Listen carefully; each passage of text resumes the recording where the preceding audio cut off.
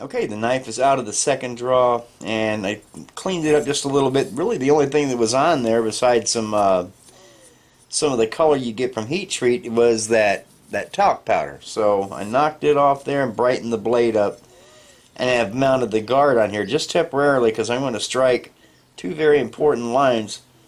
One is going to guide the Tang Taper, so it's going to begin right here at the base of the guard and then extend all the way down. And I'm going to strike these lines on both sides. And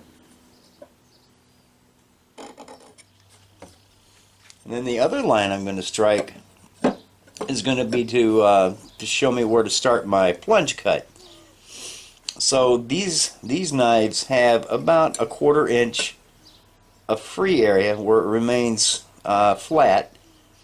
So I'm just going to take this high-speed steel tool bit. It's a brand new one. It's exactly 1/4 inch by 1/4 inch. So I'm just going to lay that up against the guard. I'm just going to stripe a line here, and I'm going to do one on the other side just for GP.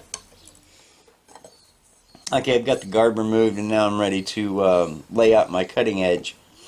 So the knife's going to come to a pretty keen cutting edge, and I'm going to bring the steel down pretty narrow before I bevel in to make my actual cutting edge. Typically, I'll leave 40 to 45 thousandths between my scribe lines, but on this one I'm going to leave 35 thousandths between just to give it that little bit of a keener edge. Also strike a center line, and then on this tapered tang I'm going to reduce thickness to about 2/3 of its original thickness up here, so it doesn't pull down too thin. But so we'll be striking these lines too over on the plate.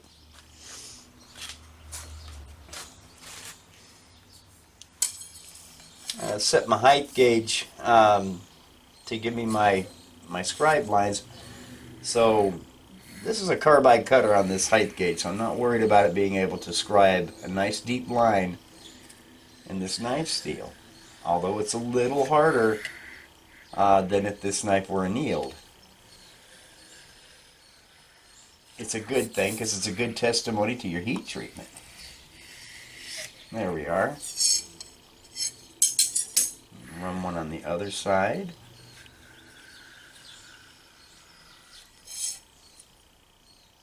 Alright, so we have a couple of good scribe lines. I'm going to reset the height gauge for 55 thousandths. This blade stock is 110 thousandths thick.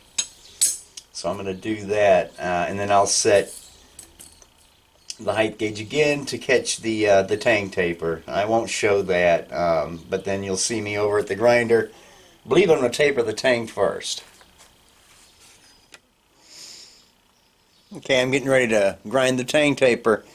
I've remounted that 36 grit ceramic belt, and just about all the grinding on this knife is going to be done with these ceramics. And then we get into hand sanding to get it down to final finish. But what I'm going to do is what you've seen before. I'll show you a few shots of me grinding this. I just insert my push stick into that hole that I drilled for it, and then I'm just going to slowly creep up the blade, trying to stay even, across left to right, until I just start influencing that bottom scribe line, and until I've reached that layout line. Then I'm finished, and then we'll do the other side. So I will give you a couple shots of this while it's happening, and then we'll be moving on to grinding the bevels.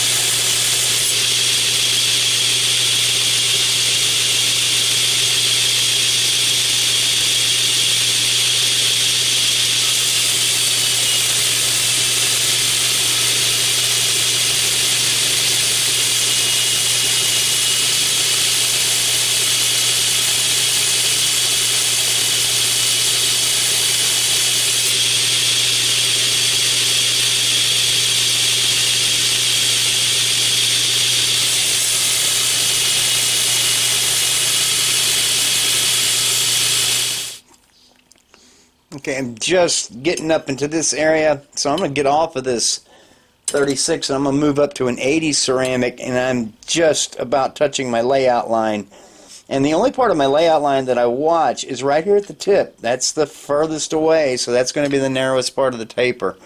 So when I reach layout here, then I stop. So I'm getting ready to rough the other side, then I'll move up to the 80 and dress both of these up. And then we'll be grinding bevels. Okay, I feel like I got a pretty flat tang, and I've tapered it on both sides. Just hit the layout lines here at the point, and then we're just influencing the scribes up here where the bottom of the guard is. So if need be, and I'll check it here after I grind my bevels, I have an assortment of these diamond files that'll cut this hard steel pretty easily. But I'll do a small draw filing on this if need be to get out any high spots before we glue the handles on. And I also use this real coarse one to bring this down. And I just draw file it and cut a bunch of scores for that epoxy to get a grip on. But that's going to come in a little while. I'm ready to grind bevels now, so I've put the grinding guide up to where it is right on that forward scribe line that we made a 1/4 inch off the face of the guard. So I'm going to go over and start grinding this, and I'm dropping back again to that 36 grit ceramic and hogging a lot of this metal off here. Now I'll jump up to an 80, and that's what this is an 80 grit finish. We're going a lot finer than that for this part of the knife. So I will step up from the 80 to a 220 ceramic and then on up the line. But getting the steel off with the ceramics is the most important part to keep the heat down. So when I get into the finer grits, I'll probably just take one long pass. I don't go back and forth a lot on these skinnier knives with the longer blades. I just do one continuous draw. Keeps you from digging any valleys. And then usually every 2 passes I'll dunk it and then run the other side and dunk it, and you just work your way alternating sides until you get down to your layout line.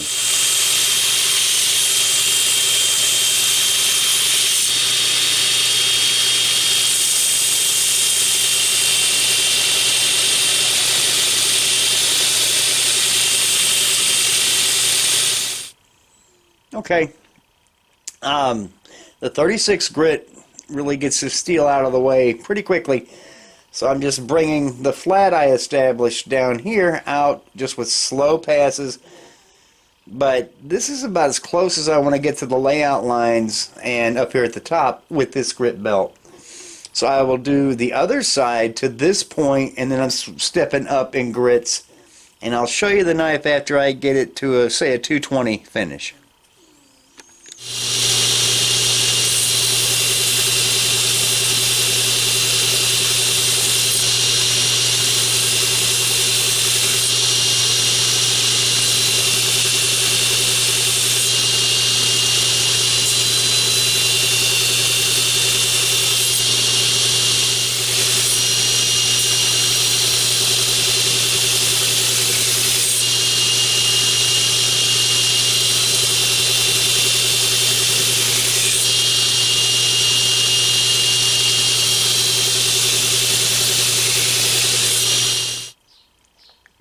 This is a 120 grit finish.